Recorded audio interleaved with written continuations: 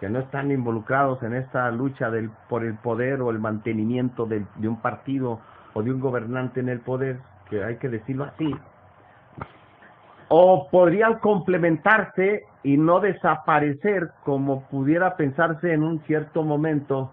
Ocurrió hasta el New York Times, ya bajó su circulación, desapareció la versión impresa y apareció, reforzaron la versión digital, pero llegó un momento en que pudo desaparecer el New York Times, lo que le ocurrió al País, España, Le Monde, no sé si Le Monde Diplomatique también, porque son diferentes, pero algunos dicen, es que ya las redes sociales van a sustituir a los medios de comunicación.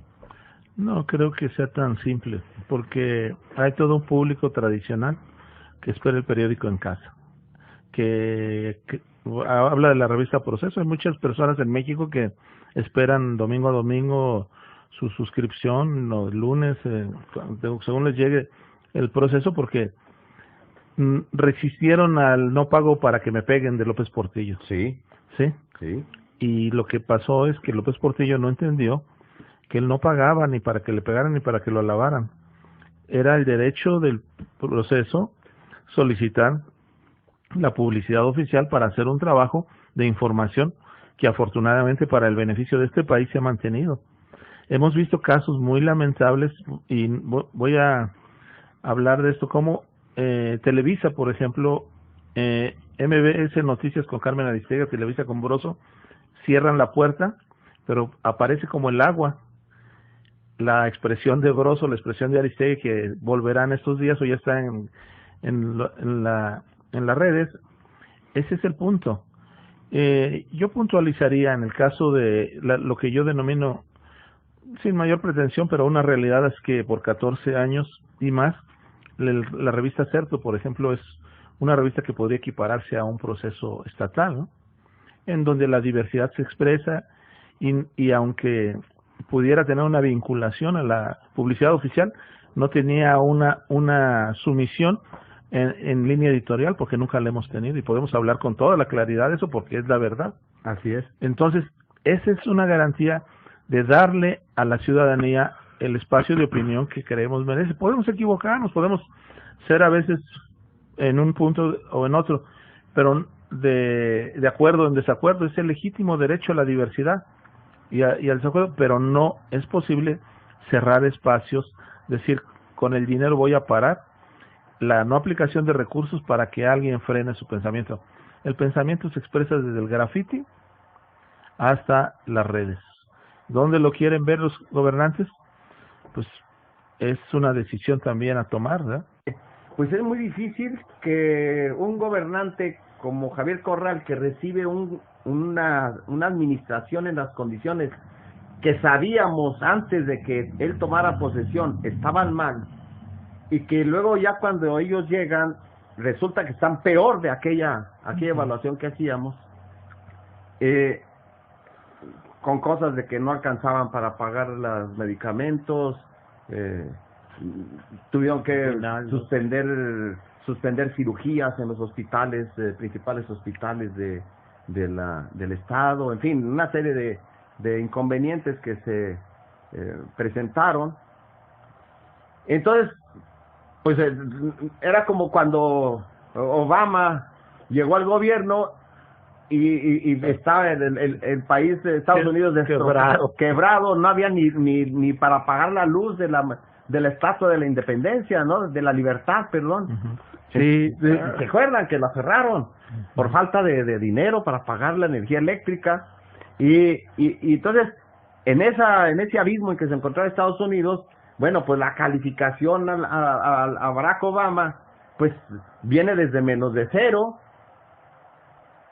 y te lleva al país a tener, en Estados Unidos, a tener un crecimiento de 2%, ¿no? 1% anual. Hay un libro el primer tomo de las memorias de Jaime Torres Bodet, uno de los últimos grandes secretarios de educación, de la Secretaría de Educación Pública. Pues los que tenemos ahora ni siquiera se asoman a esa estatura política intelectual. Ese libro se llama Los años contra el tiempo. Y en ese título, no sé, el título es Contra el tiempo, algo así, no se me va, pero ese título trata de expresar lo que él valora en su carrera política dentro de la SEP, sobre todo, cómo el tiempo que duró ahí fue tan breve, fue tan complicada la tarea que no le alcanzó. Y en ese margen pudiéramos de alguna manera estar leyendo esta inercia de evaluar un gobierno a partir de 100 días, ¿no?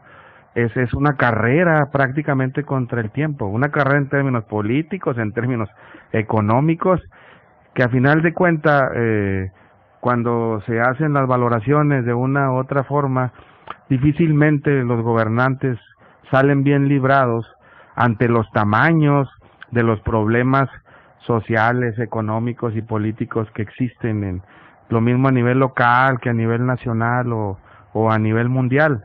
Y entonces, pues sí, es un mecanismo de exigencia desde los medios, desde lo político, pero sí hay ocasiones en que habría que valorar qué tanto se justifica el forzar la evaluación de un gobierno en estas condiciones, en una medida de tiempo tan constreñida en los términos de dificultad en que llega este gobierno. Sí, y luego, pero entonces el diario de Juárez se adelanta y saca una encuesta que ahorita la vamos a, para nuestros amigos del Facebook, la vamos a poner, y en esa encuesta el gobernador Javier Corral, se la sintetizo para nuestros radioescuchas, que muchos de ellos ya la habrán visto, le otorgan una calificación del 5.25 dentro de los primeros 100 días de gobierno de Javier Corral. Y los que están de acuerdo con la forma de gobernar de Javier en este lapso es el 39%, prácticamente empatado con los que están en desacuerdo, con el 39.8%. Y luego los que están de acuerdo, totalmente de acuerdo con Javier Corral, es el 4.5%. De tal manera que si lo sumamos, vienen siendo el 43.5% los que están de acuerdo con la forma de gobernar de Javier Corral. Pero en totalmente desacuerdo es el 15.8%. Hay que decirles, una encuesta realizada a 400 personas de cara a cara, le llaman, con un criterio le llaman desagregado, es decir, que ven perfiles sexo, edad, condición económica, en fin, de tal manera que se trata que la encuesta, esos 400 y tantos encuestados, sean más o menos representativos de la población de Juárez. Y entonces, en desacuerdo de Javier Corral, de la forma de gobernar, estamos hablando del 55.6%. Ese es el asunto donde yo llamo que no lo evaluaron, sino de plano ahí, pues sí está devaluado, porque lo pierde, porque no puedo entender cómo Juárez, que fue el lugar donde ganó mayor votación, podría ser planteada una gran cantidad de votos que vinieron para la elección de Javier Corral vinieron de Juárez. Esta indicación de casi el 55% estando en desacuerdo, en total o en desacuerdo, pues revela que ha perdido bastante. Claro, si tiene en contra toda esta realidad de no tener los recursos, de no poder mostrar obra, y no mostrar qué obra y qué trabajo se puede mostrar en un poco más de 3 meses, donde algunos días los usó de vacaciones también, y sí, él mismo, y el acomodo de los equipos y todo esto.